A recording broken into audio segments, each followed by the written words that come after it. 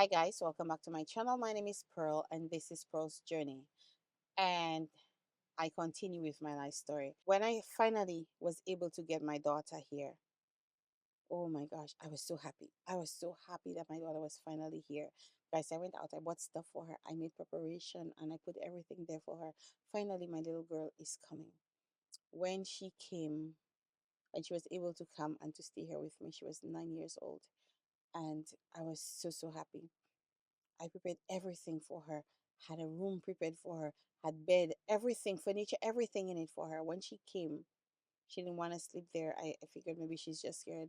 She wanted to sleep in our bed. She wanted to stay where I am. And guys, I was taking this child everywhere. It's like you have this guilt that you left your child for so long and your child is finally here. I had this guilt, like I had to give her everything. I had to buy her new clothes. I registered her, put her in school. She went to school and I was dressing my child. That's the only child I had. I was dressing her up. I was putting the nicest things on her because where she was going to school, she didn't have uniform. Wear whatever you want. And I used to buy nice stuff for her, send her to school. I remember there was this little girl that was jealous of her and she was really making trouble for her. And at first they were friends and then it just started.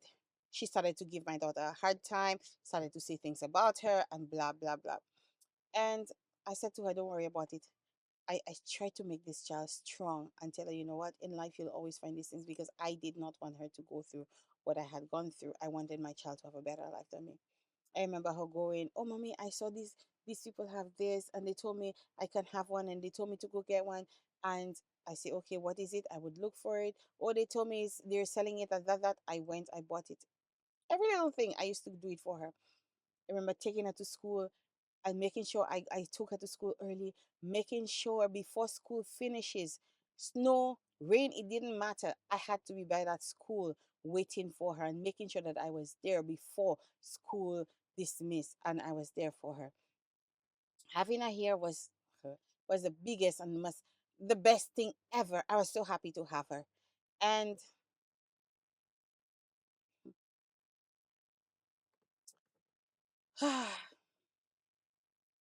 they started to whisper in my child's ear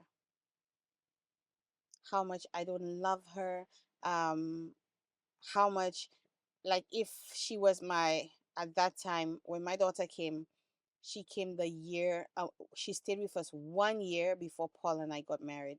And she came, she stayed there with us. And Paul was the best father because I remember saying to Paul before she came, I said, but when at the beginning of the relationship, I said, let me tell you something. I have one child and I love her very much. And I don't want to get involved with you and you don't love my child and you don't treat my child well. If you're, I said, tell me how you're going to treat that child. If you're going to treat that child like she is yours, flesh and blood, that's fine. But if you cannot treat her that way, I cannot be with you. And he said to me, Pearl, I will love that child like my own child. And I was like, are you sure? He said yes. And that man kept his word. That man kept his word. He loved that child and treated that child like his own child. You hear me? I remember Paul would come in the afternoon. I would be home cooking. I would go get her, and then when we reach home, I would tell her, do your homework, and I would go in the kitchen, cook my food. And as soon as Paul got home, she would say, Daddy, because she was calling him Daddy, Daddy, can you take me to the pool, please? Paul would just put whatever he had down and take her and just go to the pool with her. Every afternoon, she was waiting for him to come. Guys, every Sunday we used to take that child to McDonald's when I didn't know better, but we used to take her to McDonald's. We used to make sure we find a we had no car. We had to take the bus, making sure that the McDonald's that we were going to had a playground. And we used to take her. I remember taking that child to McDonald's, ha- giving her the food, letting her play, taking her to pools, taking her to the park, taking this child everywhere, doing everything with her, making sure she felt loved and she was happy. They say, oh, your mother don't love you. Then they would tell her, oh, the man is not a father. He doesn't love you the way that he would love his own child. And then Paul and I got married a year after.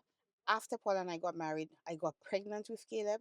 We didn't have any children before him. So I got pregnant, and then we started trying. I got pregnant, and we had Caleb a year after, I think. Yes, a year after. And then they started to tell my daughter, oh, your mother loved this child more than you because this is a husband's child. This is a husband's child. She loves this child more than you. And y'all, that is not true. There is no way you can be a mother and love another child more than your firstborn. There is absolutely no way. Do you understand me? You love all of your children. Then they would say, he doesn't love you because you are not you are not his flesh and blood. This man has been there doing everything that her father did not do, paying for everything for this child. And this is what you guys are going to say? Then they brought her father in, telling her about her father. When I told them, don't tell the child nothing about the man because the child is not old enough to understand what you guys are saying. Leave the child alone. It's my responsibility to tell her. And when she's old enough, she can understand. I will tell her. They did not listen. They went and they did whatever they wanted. And that started to cause trouble. And this child started to look at us differently. This child started to see us in a different light. Oh, you don't, everything is, oh, you don't love me. Oh, this, oh, that. Oh, he's not my father. And none of that was necessary. They lied to this child. They told this child so many things. They turned her against me. But I tell you, there is a God in heaven. There is a God in heaven. Vengeance is not mine, it's the Lord's. All of these things they did to turn my daughter against me. They planted some bitter seeds. But I'm telling you, having my daughter here with me was a dream that came true. Having her here with me was the best thing ever. I was so happy. Finally, my child is here with me. My child is not there. But in spite of all what they did, I am happy that I did not leave my daughter behind. I took her with me and I did everything that I could possibly do for her. I did everything that I could have done for her. My husband did everything that he could have done for her. We did it by the grace of God. And I know that there is a God in heaven. He sees, he knows, and he reads every secret of the heart. When I had my daughter back, y'all, I was so happy, but I had this guilt that I had left her for a few years. And the few years I left her, a lot of damage was done. I don't know if these damages will ever be fixed, but I have faith in God that one day things will be better. In spite of everything, I love my daughter and I will never, ever stop loving her. That's one thing they cannot take away. I will never stop loving her.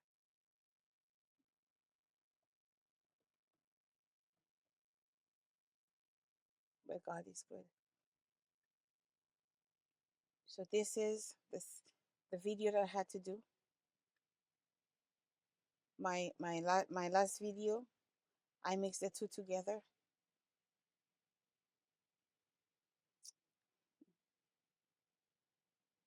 Y'all, I have gone through so much in life. So much in life. But God has kept me by his grace. And God will continue to keep me. And I'm telling y'all, no matter what you are going through, trust God. Doesn't mean it's gonna be easy. Doesn't mean it's gonna be easy.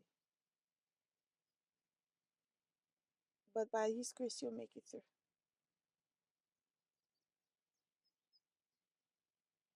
Life is hard. But try to look at the positive always. Don't go back. I used to find myself thinking, not even realizing I was thinking so hard and for so long. When I realize I come out of the thinking, I would have a headache, massive headache. All the stress I've gone through, giving me pain in my body.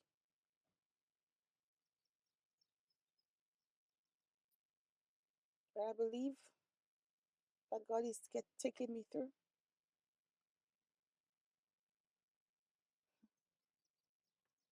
So much hurt, so much pain, y'all.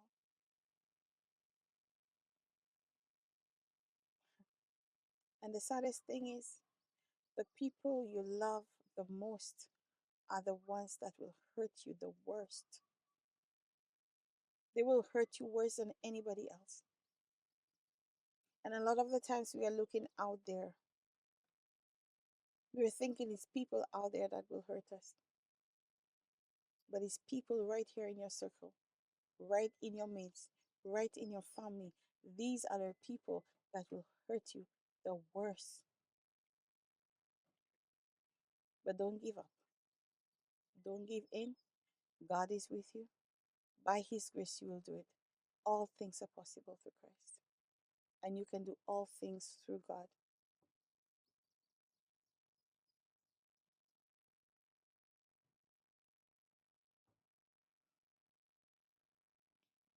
I just want to encourage you, those of you who are on the journey. I just want to encourage you guys to press hard, press forward, don't give up. And those of you who have not started, start for yourself. Love yourself, because if you can't love yourself, nobody will. Get on your knees and pray. Ask God for the strength. Ask God for discernment. Ask God what to do. He will definitely lead you. I mean, I am on my journey. I am at a better place, but I am still on my journey. Healing is not a marathon, healing is a journey. Some days it will be very hard, some days it will be like a breeze, but you have to start. Surround yourself with positive people, surround yourself with people that truly cares about you.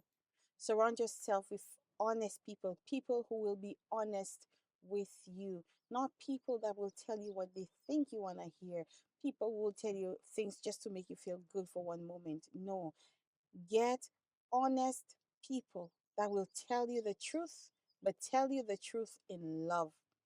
People, if they don't hear you for a few days or a day or two, that these people, they will look out for you, call you and say, "Hey, what's going on? I haven't heard from you. Are you okay?" Look for people like that.